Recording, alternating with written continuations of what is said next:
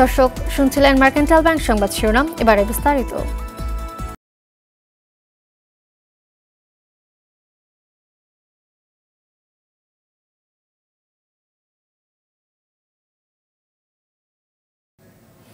আজ দেশের ৫৩তম বাজেট পেশ হবে। জাতীয় সংসদে বিকেল ৩টায় ২০২৪-২৫ অর্থ বছরের ৭,৯৭,০০০ কোটি টাকার বাজেট পেশ করবেন অর্থমন্ত্রী আবুল হাসান মাহমুদ আলী। নতুন এ অর্থ বছরের বাজেটে সরকার ব্যয় বাড়াতে চায় ২০২৩-২৪ অর্থ বছরের চেয়ে প্রায় ৩৬,০০০ কোটি টাকা।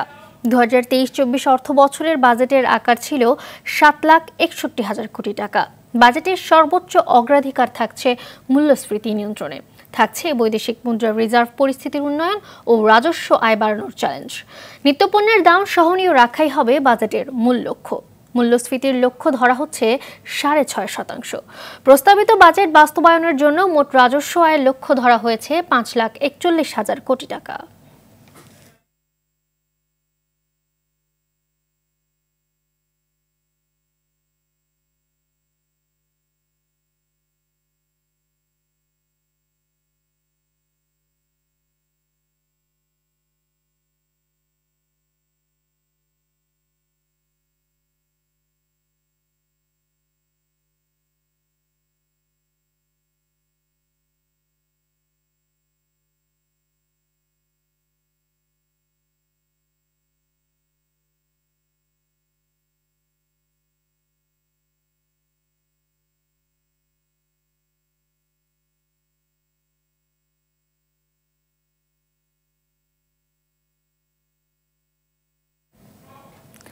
দর্শক, বাজেটের সার্বিক দিক জানাতে কারণ বাজার থেকে সরাসরি যোগ দিচ্ছেন সহকর্মী আর বাদল।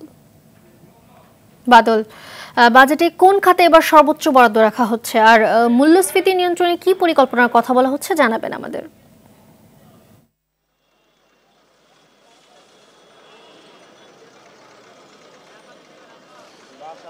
মালিহা, এবার আসলে স্বস্তির একটি বাজেট হতে যাচ্ছে, এটি আমরা জেনেছি এরই মধ্যেই। আজ বিকেল ৩টায় এই বাজেট সংসদে পেশ হবে।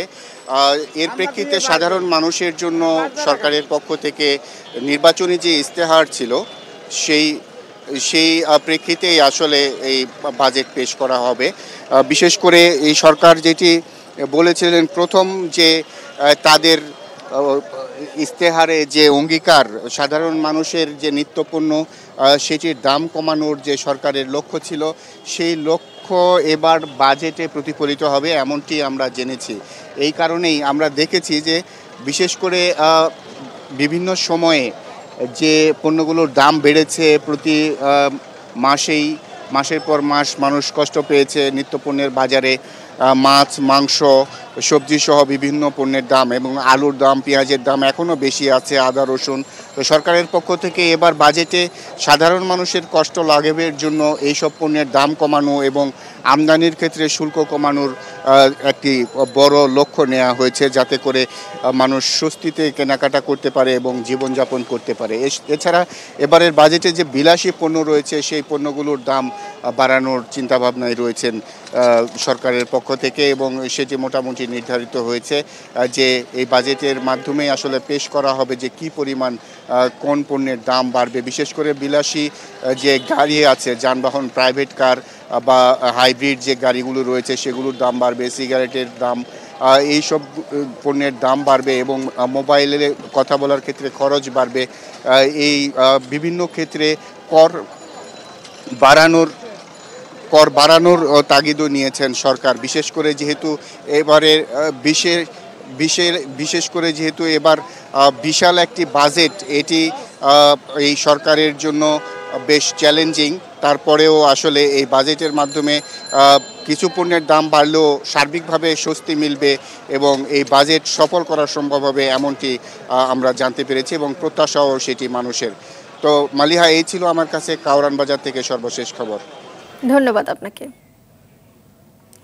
জনগণকে স্বস্তি দিতে এবার বাজেটের সর্বোচ্চ গুরুত্ব দেওয়া হচ্ছে। কমতে পারে বেশ কিছু যেসব পণ্য ও সেবার দাম। কৃষি উৎপাদন, মৎস্য ও গবাদি ক্ষেত্রে প্রায় 20টি পণ্যের উৎসে কর কমানোর সিদ্ধান্ত আসতে পারে। কৃষিজাত পণ্যে ভ্যাট কমানোর পাশাপাশি আসতে পারে প্রণোদনার ঘোষণা। দাম কমার তালিকায় রয়েছে ধান, চাল, গম, আলু, মাছ, মাংস, পেঁয়াজ, রসুন, মটর, ছোলা, আদা, হলুদ, শুকনো মরিচ, ডাল, ভুট্টা, আটা, ময়দা, লবণ, ভোজ্য তেল ও চিনি, ল্যাপটপ, পোলট্রি, গবাদি পশু, মাছ, গোখাদ্য ও প্যাকেটজাত গুঁড়া দুধ। চিকিৎসা ক্ষেত্রে কিডনি ডায়ালাইসিসের ফিল্টার ও সার্কিটের দাম কমতে পারে। দর্শক, চট্টগ্রামে রয়েছেন সহকর্মী সাইফুল মাহমুদ, সরাসরি যোগ দিচ্ছেন তিনি। সাইফুল, দ্রব্যমূল্যের কষাঘাতে থাকা নিম্ন আয়ের মানুষ বাজেটে কি প্রত্যাশা করছেন জানাবেন আমাদের। জি মালিহা, যেমনটি বলেছেন, আসলে আমি সকালবেলা বেশ কিছু সাধারণ মানুষের সাথে কথা বলেছি আজকে যে বাজেট উপস্থাপন করা হবে সেই বাজেট নিয়ে, এবং সেই বাজেট নিয়ে তাদের প্রত্যাশা একটাই, সেটা হচ্ছে যে নিত্যপণ্য এবং যে ভোগ্যপণ্য আছে সেগুলো যাতে কমানো হয়, এটাই কিন্তু সাধারণ মানুষ চাচ্ছে।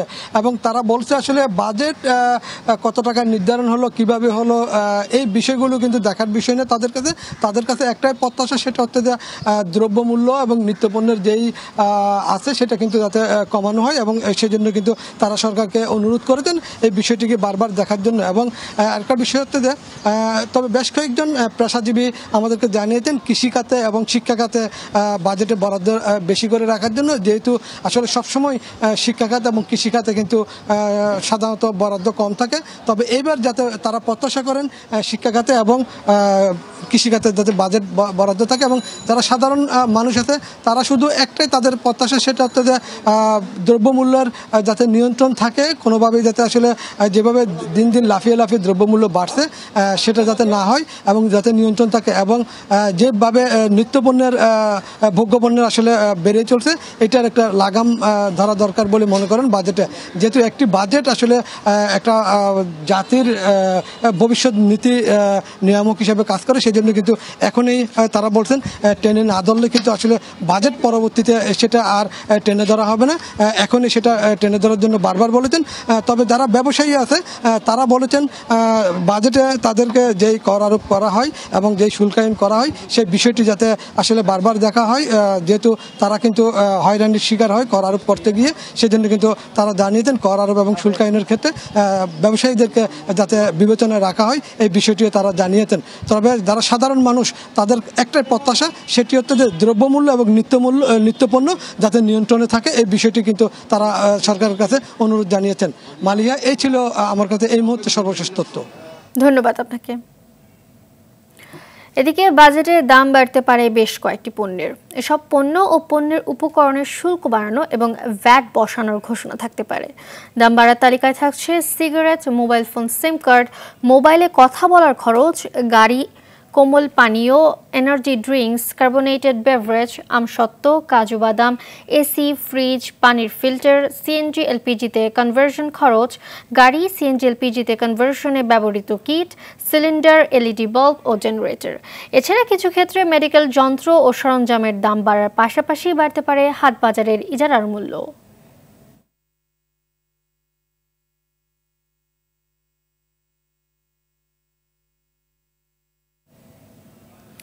পুলিশের সাবেক মহাপরিদর্শক বেনজির আহমেদ ও তার স্ত্রী সন্তানের সম্পদ যেন উপচে পড়ছে উত্তর, দক্ষিণ, পূর্ব, পশ্চিম এবং মধ্যাঞ্চল। দেশের সব অঞ্চলেই তার জমির খোঁজ পেয়েছে দুর্নীতি দমন কমিশন দুদক। ঠাকুরগাঁওয়ে জগন্নাথপুরে 50 বিঘা জমির ওপর বেনজির একটি পোল্ট্রি খামার গড়ে তুলেছেন বলেও অভিযোগ উঠেছে। জেলা প্রতিনিধি জয়নাল আবেদিন বাবুলের প্রতিবেদন, জানাচ্ছেন সৈয়দ মাহমুদ। পুলিশের সাবেক এই শীর্ষ কর্মকর্তা শিল্পপতি ছিলেন না, বংশ পরম্পরায় বিপুল পরিমাণ সম্পদের মালিকও ছিলেন না। তবে দেশ জুড়ে তার জমিদারির রহস্য কি, সেসব প্রশ্নের উত্তর খুঁজতে মাঠে নেমেছে দুদক। বেরিয়ে আসছে চমকের পর চমক। স্বাস্থ্য মন্ত্রণালয়ের বিভিন্ন ঠিকাদারি কাজে বিতর্কিত হয়ে দেশ জুড়ে আলোচিত মোতাজেরুল ইসলাম মিঠুর সঙ্গে বেনজির আহমেদের ব্যবসা রয়েছে বলে তথ্য পেয়েছে দুদক। অভিযোগ উঠেছে সেই মিঠুর সঙ্গে মিলে 2009 সালে নটস এগ লিমিটেড নামে একটি মুরগির খামার গড়ে তোলেন বেনজির। ঠাকুরগাঁও সদরের জগন্নাথপুর ইউনিয়নের দৌলতপুর খোঁচাবাড়ি এলাকার 50 বিঘা জমির উপর গড়ে তোলা এই খামারে বর্তমানে প্রায় 3 লাখ মুরগি রয়েছে বলে জানা গেছে। ফার্মের মালিক ছিল, আমরা যেটা শুনছিলাম যে র্যাপের প্রধান বিন্দুন আহমেদ, উনি নাকি 8 আনার মালিক ছিল। এক সময় শুনছিলাম হেলিকপ্টারে স্কুলের মাঠে এসকে সলমান খান বহুমুখী উচ্চ বিদ্যালয়ের মাঠে নামছিল। এ বিষয়ে তদন্ত করে ব্যবস্থা নেওয়ার অনুরোধ জানাচ্ছি দুদক ইয়াতে। খামারের ম্যানেজার জানান কয়েক বছর আগে বেনজির খামারে এসেছিলেন, তবে খামারের মালিক আসলে কে তার কিছুই জানেন না। আসছিলেন দেখে চলে গেছিলেন, এরপরে কি উদ্দেশ্য বা কি প্ল্যান এটা তো আমার জানারও ইয়া নাই। এই জিনিসগুলো টোটালি মানে আউট অফ সিলেবাস, মানে এটা আমার মধ্যে কে মালিক বা কার সাথে কোনো শেয়ার আছে কিনা বা এগুলো আমি জাস্ট এমপ্লয়ি, আমি চাকরি করি। এর আগে দুর্নীতি নিয়ে গণমাধ্যমে প্রচারিত সংবাদের প্রতিক্রিয়ায় নিজের ফেসবুক পেজে এক ভিডিও বার্তায় বেনজির দাবি করেন তার বিরুদ্ধে ওঠা বেশিরভাগ অভিযোগই মিথ্যা, ভিত্তিহীন ও মনগড়া। আমার এবং আমার পরিবারের যে সম্পত্তির কথা উল্লেখ আছে সেগুলো সম্পূর্ণ মিথ্যা। সৈয়দ মাহমুদ, RTV। এদিকে তলব থাকলেও আজ দুর্নীতি দমন কমিশন দুদকে যাচ্ছেন না আলোচিত সাবেক পুলিশ প্রধান বেনজির আহমেদ। বুধবার সম্পদের হিসেব দিতে তার আইনজীবীর মাধ্যমে 15 দিনের সময় চেয়েছেন তিনি। অনুসন্ধান দলের প্রধান উপপরিচালক কাজী হাফিজুল ইসলাম বরাবর এই আবেদন করা হয়েছে। সাবেক আইজিপি বেনজির আহমেদ, তার স্ত্রী জিশান মির্জা, মেয়ে ফরহিন রিশতা বিনতে বেনজির ও তাসিন রাইসা বিনতে বেনজিরের বিরুদ্ধে জ্ঞাত আয় বহির্ভূত সম্পদ অর্জনের অভিযোগে অনুসন্ধানে তথ্য পায় দুদক। আদালত বেনজির, তার স্ত্রী ও 2 মেয়ের নামে থাকা বিপুল সম্পদ জব্দের আদেশ দিয়েছেন। তাদের ব্যাংক হিসাব ও শেয়ার অবরুদ্ধ ফ্রিজ করতে বলেছেন আদালত। 83টি দলিলে তাদের 621 বিঘা জমি ও গুলশানের 4টি ফ্ল্যাট জব্দ এবং 38টি ব্যাংক হিসাব ও বিভিন্ন কোম্পানির শেয়ার অবরুদ্ধ করার আদেশও দেওয়া হয়েছে।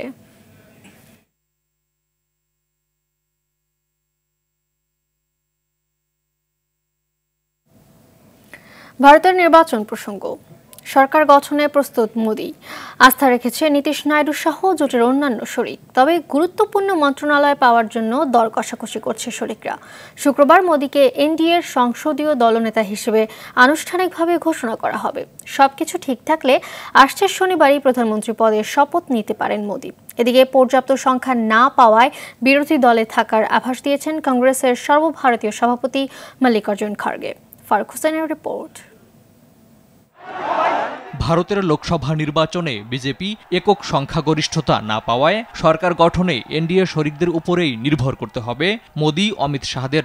এই প্রেক্ষাপটে বুধবার এনডিএ শরিকদের বৈঠক হয়। ওই বৈঠকে জোটের অন্যতম 2 গুরুত্বপূর্ণ নেতা চন্দ্রবাবু নাইডু ও নীতিশ কুমার এনডিএ জোট সরকার গঠনে লিখিতভাবে সমর্থন দেন। এতে তৃতীয়বার সরকার গঠনের পথে আপাতত কোনো বাধা নেই নরেন্দ্র মোদির।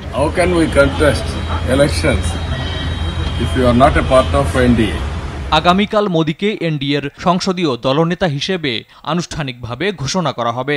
সবকিছু ঠিক থাকলে আগামী শনিবারই প্রধানমন্ত্রী পদে শপথ নিতে পারেন তিনি। তবে জোট সরকার পরিচালনার অভিজ্ঞতা নেই মোদির। মন্ত্রিসভায় কে কোন দপ্তর পাবেন সে বিষয়ে ইতোমধ্যেই দেনদরবার চলছে। 2 প্রধান শরিক নীতিশ কুমারের জেডিইউ ও চন্দ্রবাবু নাইডুর টিডিপি সহ অন্য শরিকেরা কোন দপ্তর পেয়ে সন্তুষ্ট থাকেন 2-1 দিনের মধ্যেই তা স্পষ্ট হবে। নির্বাচনে ভালো ফল করলেও সরকার গঠনের জন্য প্রয়োজনীয় 272 আসন পেতে ব্যর্থ হয়েছে বিরোধী জোট ইন্ডিয়া। এ পরিস্থিতিতে নীতিশ চন্দ্রবাবুকে কংগ্রেস কাছে টানতে পারে বলে গুঞ্জন উঠলেও তারা আস্থা রাখছেন মোদিতেই। তাই আপাতত ঐক্যবদ্ধ বিরোধী হিসাবেই লড়াই জারি রাখার সিদ্ধান্ত নিয়েছে বিরোধী জোট। সোনিয়া গান্ধী, রাহুল গান্ধীদের পাশে নিয়ে তেমনই ইঙ্গিত দিয়েছেন কংগ্রেসের সর্বভারতীয় সভাপতি মল্লিকার্জুন খড়গে।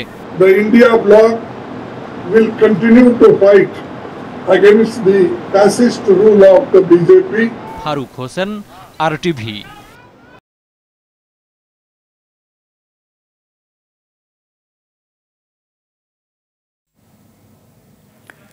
ষষ্ঠ উপজেলা পরিষদ নির্বাচনের 4র্থ ধাপে বুধবার 7টি উপজেলায় ভোট গ্রহণ হয়েছে। ভোট গণনা শেষে বিভিন্ন উপজেলায় রিটার্নিং কর্মকর্তারা বেসরকারি ফল ঘোষণা করেন। মধ্যরাত পর্যন্ত পাওয়া 47টি উপজেলার ফলে জয়ী প্রার্থীরা সবাই আওয়ামী লীগের বিভিন্ন পর্যায়ের নেতাকর্মী। এবার মোট 4 ধাপে উপজেলা পরিষদের নির্বাচন হয়। তবে ঘূর্ণিঝড় রেমালের কারণে 3য় ধাপে 22টি উপজেলা পরিষদের নির্বাচন স্থগিত করা হয়েছিল। এর মধ্যে 2টি উপজেলার ভোট গ্রহণ হয় 4র্থ ধাপে। বাকি 20টি উপজেলার ভোট হবে 9 জুন। এদিকে ব্রাহ্মণবাড়িয়া সদর উপজেলায় নির্বাচনী আনন্দ মিছিলে দুর্বৃত্তদের গুলিতে কলেজ ছাত্র নিহতের ঘটনায় এলাকায় থমথমে পরিস্থিতি বিরাজ করছে। এই ঘটনায় এখনও মামলা হয়নি। বুধবার সন্ধ্যায় উপজেলার কলেজপাড়া এলাকায় ব্রাহ্মণবাড়িয়া সরকারি কলেজের ছাত্র ইজাজকে গুলি করে হত্যা করে দুর্বৃত্তরা।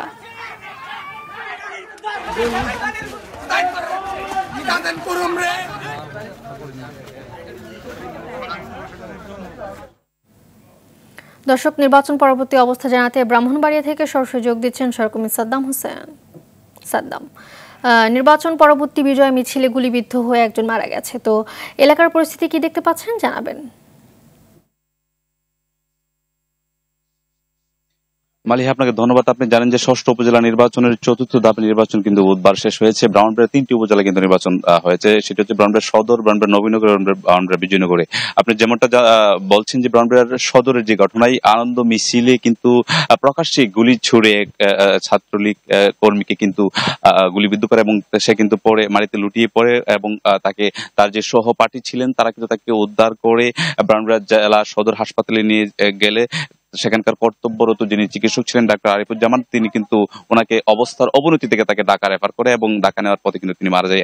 এর আগে কিন্তু সন্ধ্যায় ব্রাহ্মণবাড়িয়া পৌর শহরের মিশন সরকারি প্রাথমিক বিদ্যালয় কেন্দ্র থেকে ব্রাহ্মণবাড়িয়া জেলা ছাত্রলীগের সাধারণ সম্পাদক সাদাত হোসেন সুমনের যে বিজয়ী আনন্দের মিছিল, অর্থাৎ তার সমর্থকরা একটি আনন্দ মিছিল বের করে সেটি ব্রাহ্মণবাড়িয়ার কলেজ পাড়ার খান টাওয়ারের সামনে আসলে কিন্তু ব্রাহ্মণবাড়িয়া সরকারি কলেজের সাবেক ভিপি সাদাত হোসেন খোকনের নেতৃত্বে তার অনুসারী, অর্থাৎ ব্রাহ্মণবাড়িয়া সরকারি কলেজের যিনি সাবেক ভিপি ছিলেন তিনি কিন্তু গোড়া প্রতীকের সমর্থক ছিলেন এবং ওনারই অনুসারী ছিলেন ব্রাহ্মণবাড়িয়া জেলা ছাত্রলীগের সহসভাপতি হাসান আল ফারাবি জয়। উনি কিন্তু ওই এলাকায় অর্থাৎ খান টাওয়ারের সামনে যারা আনন্দ মিছিল করছিলেন তাদের সামনে কিন্তু প্রকাশ্যে এসে গুলি ছুড়ে কিন্তু তিনি পালিয়ে যায় এবং তখনই কিন্তু তার সহপাঠীরা উদ্ধার করে তাকে বাঁচানোর প্রাণপণ চেষ্টা করে, কিন্তু তাকে বাঁচানো যায়নি এবং ওই এলাকায় কিন্তু তখন থেকেই থমথমে বিরাজ করছে। পুলিশ একাধিকবার পুলিশের কয়েকটি টিম কিন্তু ওই জায়গা পরিদর্শন করেছে এবং ওই এলাকার মানুষ কিন্তু আতঙ্ক রয়েছে এবং পুলিশের সাথে আমি কথা বলেছি। ব্রাহ্মণবাড়িয়া জেলা সদর থানার ভারপ্রাপ্ত কর্মকর্তা ওসি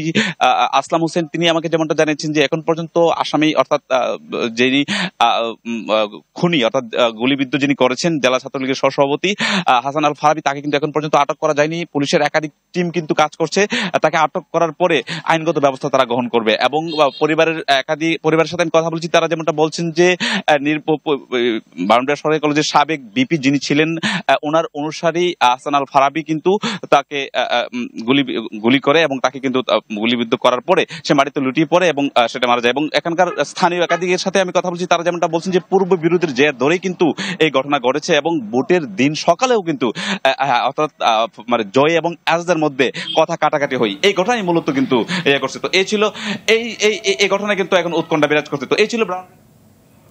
ধন্যবাদ আপনাকে। আলাদিনের চেরাগের গল্প নয়, মেহেরপুরের গাংনী উপজেলার রায়পুর গ্রামের অনেকেই গরু পালন করে লাভবান হয়েছে। একসময় গরু পালন অবহেলিত থাকলেও এখন তা গ্রামটির জন্য হয়ে উঠেছে গর্বের বিষয়। কোরবানির ঈদ সামনে রেখে এবারও এখানকার গোয়ালগুলোতে প্রস্তুত রয়েছে কয়েক কোটি টাকার গরু। মেহেরপুর থেকে মাজেদুল হক মানিকের পাঠানো তথ্য ছবিতে সৈয়দা সামিয়া তামান্নার রিপোর্ট। সুন্দর সাজানো গোছানো গ্রামটিতে বসবাস করছে ৩৮০টি পরিবার। কোরবানি ঈদ এলেই বিভিন্ন আকারের গরু লালন পালন করে আলোচনার শীর্ষে থাকে রায়পুর গ্রামের মানুষ। গরু পালন করে লাভবান হচ্ছে তারা, এমন সফলতায় বদলে গেছে গ্রামটির চিত্র। এমনই একজন গরু পালনকারী সিরাজুল ইসলাম ও তার স্ত্রী। অন্য সব পেশা বাদ দিয়ে গরু পালনকে আঁকড়ে ধরে গড়ে তুলেছেন সুখের সংসার। গরু পালনে যুক্ত আরও একজন খামারি আব্দুল মালিক ৫ লাখ টাকায় কিনেছিলেন 4টি গরু। 2 বছর লালন পালনের পর এবার 28 লাখ টাকায় গরুগুলো বিক্রির আশা তার। বিয়ার পরের থেকে গরু বাছুর পুষি, 2টা ছেলে মেয়ের লেখাপড়া শিখিয়েছে, ঘর বাড়ি করেছি, বিদেশ দিয়ে পাঠিয়েছে। তারপরে ফের গরু পুষছি, পুষে আর একটা ছেলে দেব বিদেশে। 2টো গরু কিনেছি 2 বছর 1,80,000 টাকা দিয়ে, আর এই কুরবানিতে বেশি দিলাম 7 লাখে। ভালোই হইলে আমার। তো এবারের যে গরু আমার আছে এই গরু 5 লক্ষ টাকায় কিনা, এর পিছনে আরো হয়তো 5 থেকে 6 লক্ষ টাকা খরচ হয়েছে। গরু ব্যাগমা একরকম কথাবার্তা হয়ে গেছে 28 লাখ টাকা মতো। কিন্তু গরুর মানুষ পুষতে হয় না, রোগ বালাই ছিল, এখন সেগুলো নেই। অসুখ বিসুখের কিছু ওষুধপত্র আছে এবং ডাক্তাররাও হসপিটালে ডাক্তাররাও চিকিৎসা দিচ্ছে, তাতে গরু লালন পালন করে আমরা স্বাবলম্বী হতে পারছি। এদিকে গরুর জাত উন্নয়ন সহ পশুপালনে নানা সহায়তা দেওয়ার কথা জানান জেলা প্রাণী সম্পদ কর্মকর্তা। এখন আপনারা যে বড় বড় গরুগুলো দেখতেছেন, এটা কিন্তু এমনি আসে নাই, এটা পুরোটাই প্রাণী সম্পদেরই অবদান। এছাড়া বিভিন্নভাবেই আমরা খামারিদেরকে সহায়তা করে থাকি, এবং কেউ যদি সহায়তা চেয়ে থাকে আমরা অবশ্যই তাকে সর্বতোভাবে চেষ্টা করব সর্বোচ্চ পরিমাণ তাদেরকে সহায়তা করা। মেহেরপুরের গ্রামীণ অর্থনীতিতে গুরুত্বপূর্ণ ভূমিকা পালন করছে গরু পালন, যা ছড়িয়ে যাবে সারা দেশে, এমন প্রত্যাশা মেহেরপুরবাসীর। সৈয়দা সামিয়া তামান্না, RTV। রাজধানীতে অনুষ্ঠিত হলো বাংলাদেশ এগ্রিকালচারাল মেশিনারি মার্চেন্ট অ্যাসোসিয়েশনের দ্বিবার্ষিক নির্বাচন 2024-26 গণতান্ত্রিক ব্যবসায়ী পরিষদের নির্বাচনী সভা। মঙ্গলবার হাজী ইব্রাহিমের সভাপতিত্বে এই সভা অনুষ্ঠিত হয়। এ সময় বাম্মার উপদেষ্টা ও ঢাকা মহানগর দক্ষিণ আওয়ামী লীগের সভাপতি আবু আহমেদ মান্নাফি, 41 নম্বর ওয়ার্ড কাউন্সিলর সারওয়ার হোসেন আলো, FBCCIর সাবেক পরিচালক খন্দকার মইদুর রহমান জুয়েল এবং গণতান্ত্রিক ব্যবসায়ী পরিষদের প্যানেল প্রধান কামাল উদ্দিন আহমেদ সহ অন্যান্যরা উপস্থিত ছিলেন।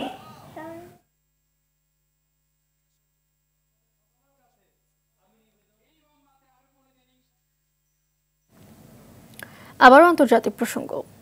দিল্লির মুখ্যমন্ত্রী অরবিন্দ কেজরিওয়ালের জামিন আবেদন নামঞ্জুর করেছেন আদালত। চিকিৎসার জন্য 1 সপ্তাহের জামিন চেয়ে দিল্লির রোজ অ্যাভিনিউ আদালতে আবেদন করেছিলেন তিনি। গেল বুধবার শুনানি শেষে আদালত তার আবেদন নাকচ করে দেন। আবগারি দুর্নীতি মামলায় জড়িত থাকার অভিযোগে গত 21 মার্চ কেজরিওয়ালকে গ্রেপ্তার করে দেশটির দুর্নীতি বিরোধী তদন্ত সংস্থা এনফোর্সমেন্ট ডিরেক্টরেট। তিনি এখন দিল্লির তিহার কারাগারে আছেন। তবে লোকসভা নির্বাচনের জন্য তাকে 3 সপ্তাহের অন্তর্বর্তীকালীন জামিন দিয়েছিলেন আদালত।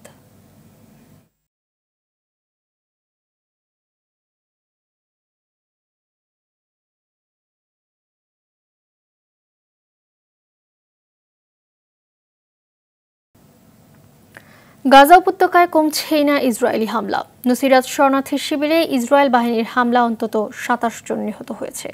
এতে আহত হয়েছে আরও 12 জন। এক প্রতিবেদনে এ তথ্য জানায় কাতার ভিত্তিক গণমাধ্যম আল জাজিরা। মধ্য গাজার বিভিন্ন শরণার্থী শিবিরে চলছে তাণ্ডব। বিমান হামলা চালানো হয় বুরেজি শরণার্থী শিবিরে।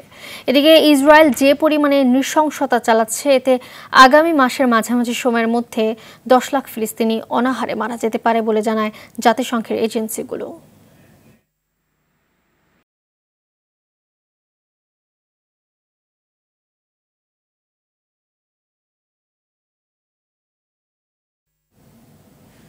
আবারও খেলার খবর, ফুটবল প্রসঙ্গ। ফিফা বিশ্বকাপ ও এশিয়ান কাপ যৌথ বাছাইয়ের ম্যাচে আজ মুখোমুখি হবে বাংলাদেশ অস্ট্রেলিয়া।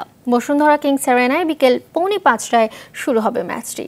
গেল নভেম্বরে বিশ্বকাপ বাছাইয়ের দ্বিতীয় পর্বের অ্যাওয়ে ম্যাচে অস্ট্রেলিয়ার বিপক্ষে 7-0 ব্যবধানে হেরেছিল বাংলাদেশ।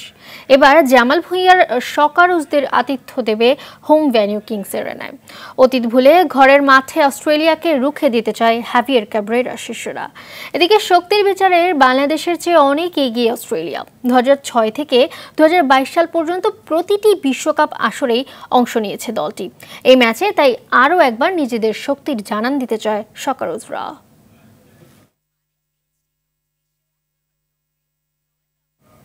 সকালের সংবাদ এ পর্যন্তই। সবশেষ সংবাদ জানতে যে কোনো মোবাইল ফোন থেকে 24141 নম্বরে ডায়াল করুন। মধ্যাহ্নের সংবাদ 12টায় দেখার আমন্ত্রণ রইল। ধন্যবাদ সবাইকে।